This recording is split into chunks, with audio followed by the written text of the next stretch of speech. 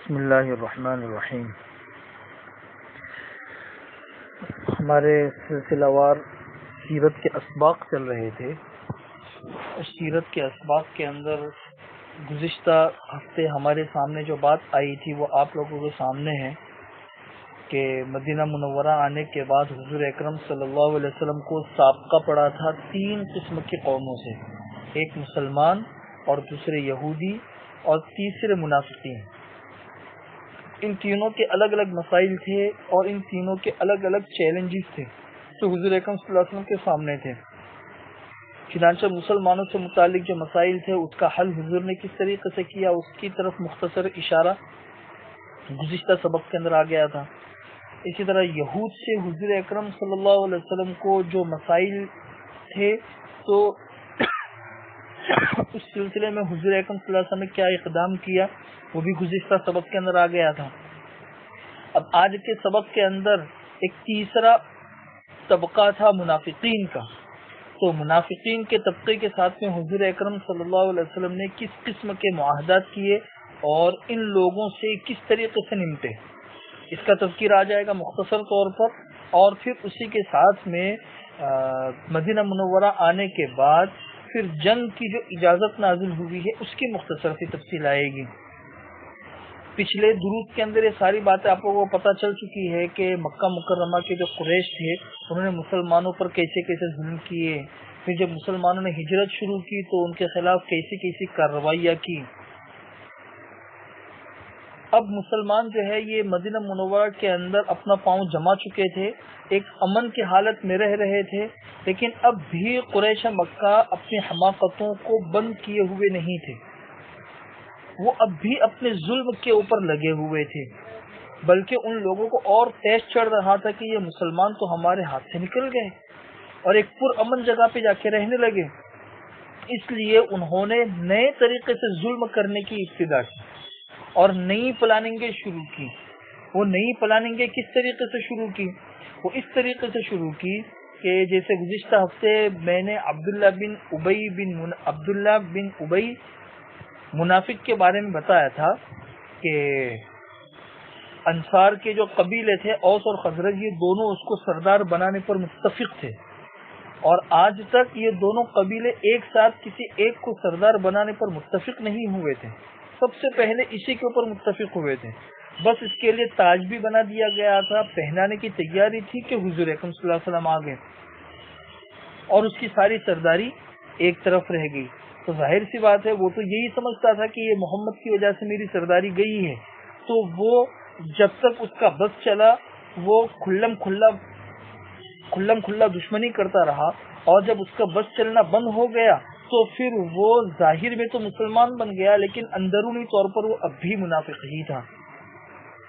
تو قریش مکہ نے عبداللہ بن ابی کو خط لکھا اور خط کے اندر یہ لکھا کہ تم جو ہے، اس خط کے اندر انہوں نے وضاحت کے ساتھ لکھا عبداللہ بن ابی کو اور ان کے سرداروں کو کہ آپ لوگوں نے ہمارے ساتھی کو پناہ دے رکھی ہے، ساتھی سے مراد حضور اکرم صلی اللہ علیہ وسلم ہے، اس لیے ہم اللہ کی قسم کھا کر کہتے ہیں کہ یا تو آپ لوگ اس سے لڑائی کیجئے یا اس سے نکال دیجئے، یعنی محمد اللہ کے جو رسول ہے یا تو ان سے لڑائی کرو یا تو ان کو مدینے سے نکال دو، اور اگر لڑائی بھی نہیں کرتے ان کو نکالتے بھی نہیں تو پھر تیسرا آپشن یہ ہے کہ ہم اپنی پوری جمعیت کے ساتھ میں آپ لوگوں پر حملہ کریں گے، پوری جمعیت کے ساتھ، اور آپ لوگوں کے جتنے جوان لوگ ہیں لڑنے والے ان سب کو قتل کر دیں گے اور آپ کی عورتوں کی عزت ہم لوٹیں گے۔ یہ ابو داؤد باب خبر النذیر کے اندر یہ روایت موجود ہے۔ جب یہ خط پہنچا تو ظاہر سی بات ہے عبداللہ بن ابی جو ہے اس نے اپنے جتنے بھی منافق ساتھی تھے اس کے جو اس کے کام میں شریک تھے تو ان سب کو لے کر جمع ہوا، ان سب کو لے کر، اور پہلے ہی سے ان لوگوں کے دل میں تو ویسے بھی کینہ اور بغض تو تھا ہی، اور جب ان مکہ مکرمہ سے اس طریقے سے خط پہنچا تو یہ اور زیادہ جوش کے اندر آ گیا اور یہ سارے کے سارے حضور اکرم صلی اللہ علیہ وسلم سے جنگ کرنے کے لیے جمع ہو گئے۔ جب حضور اکرم صلی اللہ علیہ وسلم کو خبر ہوئی کہ بھئی یہ لوگ تو کھلم کھلا جنگ کے لیے جمع ہو گئے ہیں، تو حضور اکرم صلی اللہ علیہ وسلم ان کے پاس تشریف لائے اور ان لوگوں سے کہا کہ بھئی قریش کی دھمکی تم لوگوں پر بہت گہرا اثر کر گئی.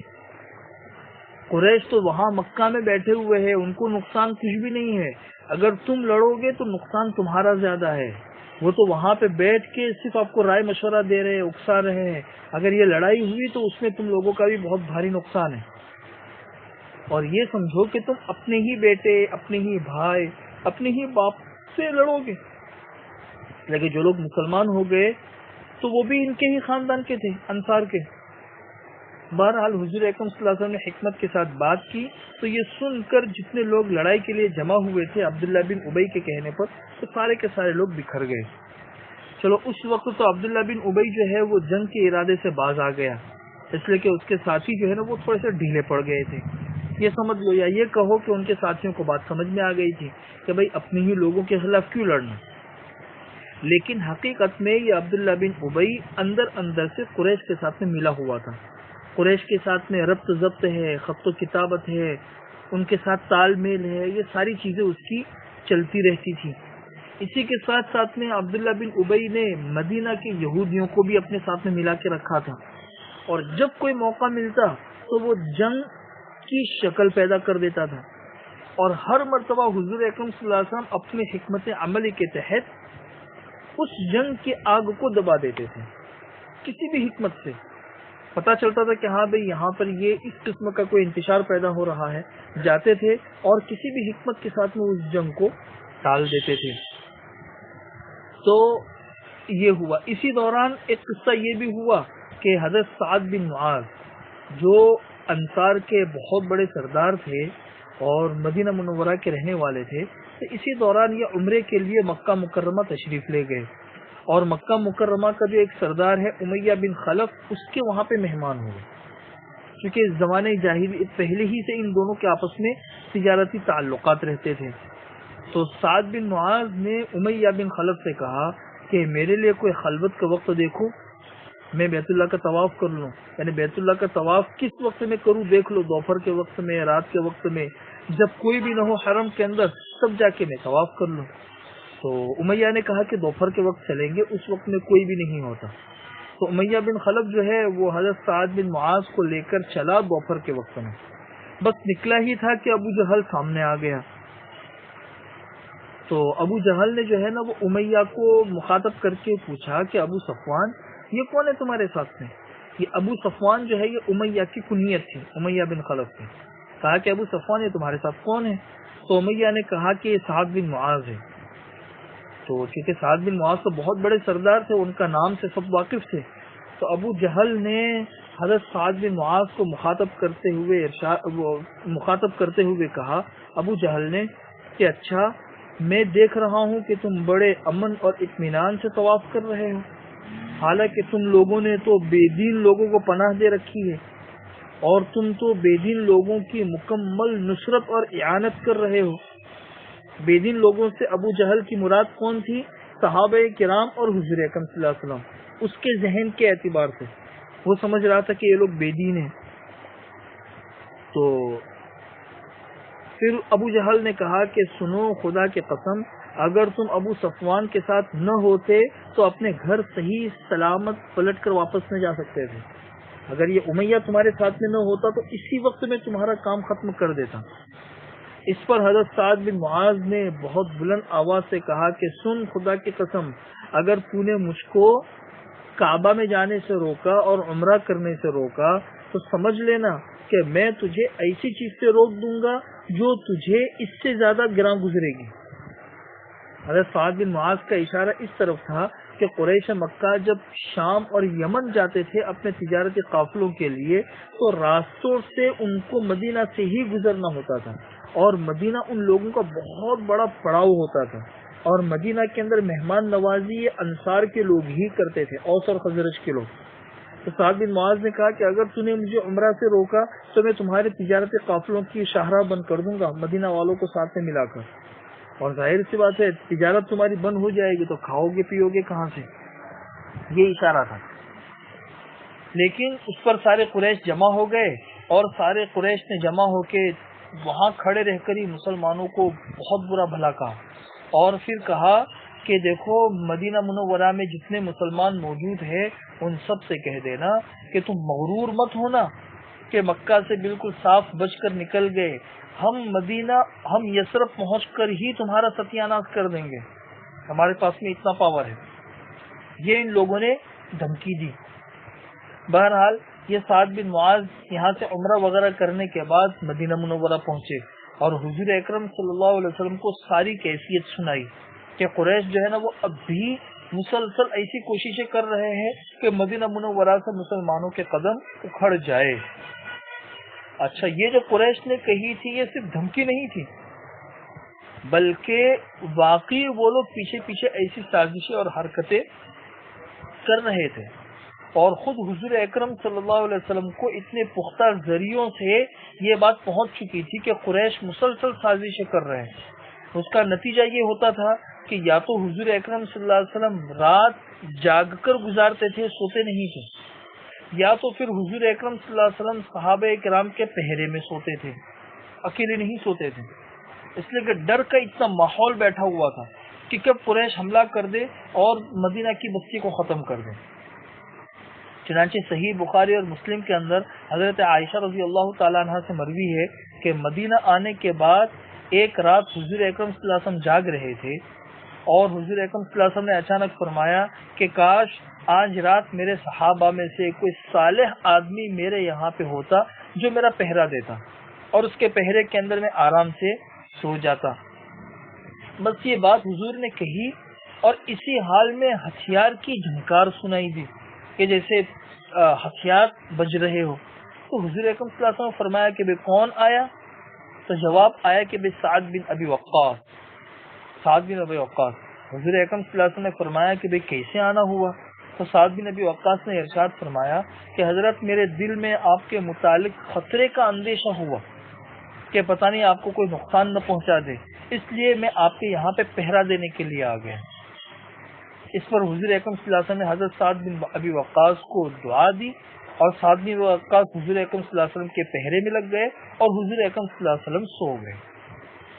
تو یہ ایک حدیث ہے، اس سے اندازہ لگتا ہے کہ یا تو حضور جاگ کے گزارتے تھے یا تو پھر کسی نہ کسی کا پہرا ہوتا تھا۔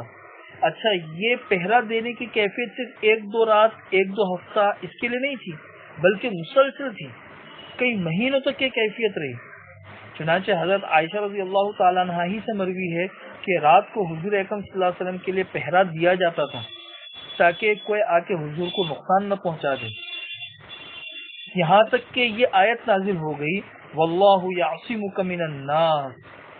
اے اللہ کے رسول، اللہ تبارک و تعالیٰ آپ کو لوگوں سے بچائیں گے، آپ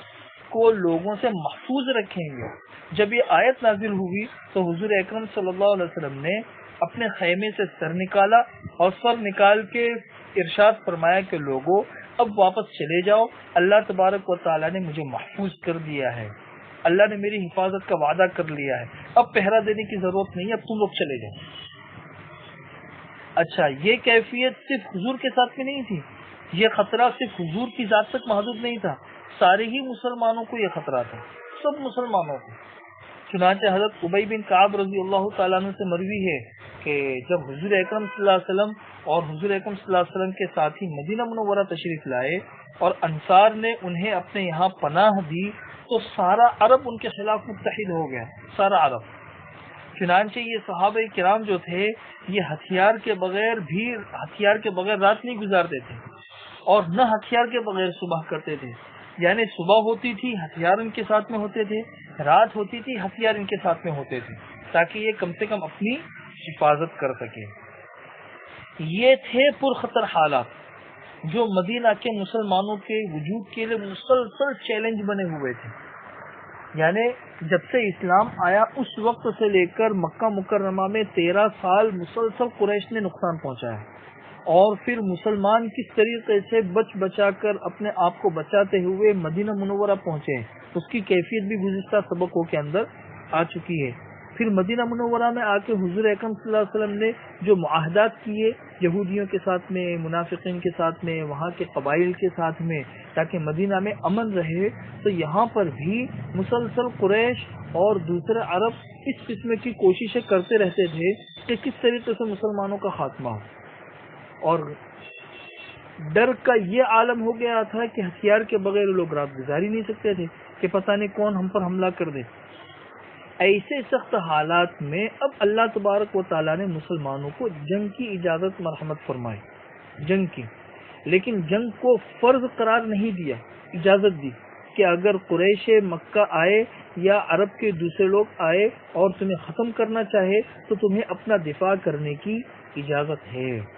اس موقع پر اللہ تبارک و تعالیٰ کا جو ارشاد نازل ہوا ہے وہ یہ تھا، یہ قرآن کریم کی آیت تھی، اذین للذین یقاتلون بانہم ظلموا وان اللہ علی نصرہم لقدیر، جن لوگوں سے جنگ کی جا رہی ہے انہیں بھی جنگ کی اجازت دی گئی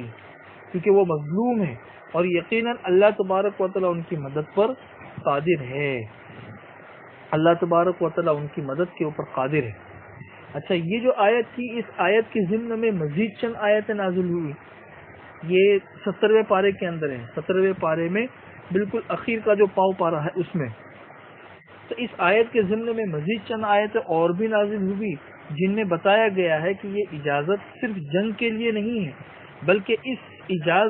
جنگ کی اجازت کا جو مقصد ہے وہ اللہ کے شعائر کا قیام ہے، اللہ کے شعائر کا قیام۔ چنانچہ اللہ تعالیٰ ارشاد فرماتے ہیں الذین ان مکناہم فی الارض اقاموا الصلاۃ وآتوا الزکاۃ وامروا بالمعروف ونہوا عن المنکر،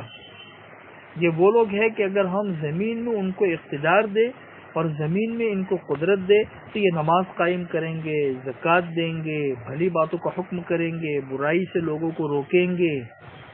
یہ اصل مقصد تھا، اور انہی چیزوں سے اصل اطمینان نصیب ہوتا ہے۔ یہ جو آیتیں ہیں یہ مکہ مکرمہ کے اندر، بعض حضرات کا کہنا یہ ہے کہ مکہ میں نازل ہوئی ہے، لیکن صحیح بات یہ ہے کہ یہ مدینہ منورہ کے اندر یہ آیتیں نازل ہوئی ہے۔ اب جنگ کی اجازت تو اللہ تبارک و تعالیٰ کی طرف سے آ گئی، اب کیا کیا جائے؟ قریش کے فتنے کو ختم کرنے کے لیے کیا کیا جائے؟ قریش کا جو قوت تھی، ان کا جو تمرد تھا، سرکشی تھی، اس کو ختم کرنے کے لیے کیا کیا جائے؟ تو اس سلسلے میں صحابہ کرام نے اور حضور اکرم صلی اللہ علیہ وسلم نے مشورہ کر کے یہ بات طے کی کہ بھائی قریش مکہ کے جو قافلے مدینہ منورہ کے قریب سے نکل کر شام کی طرف جاتے ہیں، تو جس راستے سے جاتے ہیں اس راستے پر اپنا کنٹرول کرو، اس راستے پر، اور ان کے جو تجارتی قافلے جاتے ہیں ان کے تجارتی قافلوں کو روکو، یہاں سے شام نہ جا سکے، شام سے یہاں پر نہ آ سکے۔ اس کے لیے کیا کیا جائے؟ اس کے لیے دو طرح کے منصوبے بنائے گئے۔ ایک منصوبہ تو یہ بنایا گیا کہ وہ جو شاہراہ تھی، عام راستہ قریش مکہ کا، تو ظاہر سی بات ہے اس عام شاہراہ کے آس پاس میں جتنے قبائل ہیں ان قبائل سے جنگ نہ کرنے کا معاہدہ کیا جائے، دوستی اور تعاون کا معاہدہ کیا جائے، جس کو ہم کہتے ہیں نا کہ حلیف بنا لو ان کو۔ حلیف بنا لینے کا مطلب یہ ہے کہ اپنا دوست بنا لو کہ وہ تم سے جنگ نہیں کریں گے۔ تو اس شاہراہ کے آس پاس میں رہنے والے جو قبائل ہیں، چاہے کوئی بھی ہو، چاہے یہودی ہو، چاہے کوئی دوسرا قبیلہ ہو، ان سے معاہدے کر لو، ان سے معاہدے کر لو جنگ بندی کے۔ اور دوسرا یہ ہے کہ وقتاً فوقتاً اس شاہراہ کے اوپر مسلمانوں کے گشتی دستے بھیجے جائے جو چیک کرتے رہے کہ بھئی یہاں سے قریش مکہ کے قافلے جا رہے ہیں نہیں جا رہے ہیں، اگر جا رہے ہیں تو پھر ان کو روکو اور ان کے شر کو ختم کرو، یہ دو منصوبوں کے اوپر عمل کرو۔ تو یہ جو دوسرا منصوبہ تھا اس منصوبے پر عمل کرنے کے لیے حضور اکرم صلی اللہ علیہ وسلم نے مختلف سرایا اور غزوات بھیجے۔ مختلف سرایا سریہ کی جمع ہے، غزوات غزوے کی جمع ہے۔ غزوہ اس جنگ کو کہتے ہیں جس میں حضور اکرم صلی اللہ علیہ وسلم بذات خود موجود تھے لشکر میں، اور سریہ اس جنگ کو کہتے تھے کہ جس جنگ میں حضور اکرم صلی اللہ علیہ وسلم خود موجود نہیں ہوتے تھے، کسی نہ کسی صحابی کو امیر بنا کے بھیج دیتے تھے، یہ سریہ یعنی سرایا ہوتا تھا۔ تو دوسرے منصوبے پر عمل کرنے کے لیے حضور اکرم صلی اللہ علیہ وسلم نے اس قسم کے سرایا اور غزوات بھیجے، اور پہلے منصوبے پر عمل کرنے کے لیے اس شاہراہ کے آس پاس میں رہنے والے جو قبائل تھے ان سے معاہدات کر کے جنگ بندی کر لی کہ بھئی ہمیں آپس میں جنگ نہیں کرنی ہے بلکہ ہمیں آپس میں ایک دوسروں کا ساتھ دینا ہے. اور قریش مکہ کے قافلوں کو روکنے کے لیے یا پکڑنے کے لیے حضور اکرم صلی اللہ علیہ وسلم نے سرایا اور غزوات بھیجنے شروع کیے. ان دو منصوبوں پر عمل کیا تو اس دو منصوبوں پر عمل کرنے سے اچھا خاصا معاملہ کنٹرول میں آنا شروع ہوا. اب یہ جو سرایا اور غزوات حضور اکرم صلی اللہ علیہ وسلم نے بھیجے ہیں تو یہ سرایا کون کون سے ہیں، پھر کون کون سے غزوات ہوئے، کن غزوات میں صلح ہوئی، یہ تفصیلات ہیں. یہ انشاءاللہ آئندہ سبق کے اندر آئے گی. اور جو معاہدات ہوئے اس کی تفصیل گزر چکی ہے کہ یہود کے کچھ قبائل تھے جو مدینہ یا مدینہ کے اطراف میں تھے. اسی طریقے سے اوس اور خزرج کے علاوہ بھی بہت سے اور قبائل تھے. ان تمام سے حضور اکرم صلی اللہ علیہ وسلم نے معاہدہ کیا اور ان کو اپنا حلیف بنایا. یہ دونوں منصوبوں پر عمل کب شروع ہوا؟ جب اللہ تبارک و تعالیٰ کی طرف سے اجازت مل گئی. اذن للذین یقاتلون بانہم ظلموا وان اللہ علی نصرہم لقدیر. کہ اللہ تبارک و تعالیٰ کی طرف سے اب اجازت مل گئی ہے اب اس پر عمل شروع کریں. تو سرایا اور غزوات کی جو تفصیل ہے وہ انشاءاللہ آئندہ درس کے اندر آئے گی. آج کے لیے اتنا ہی رہنے دیں. السلام علیکم ورحمۃ اللہ وبرکاتہ.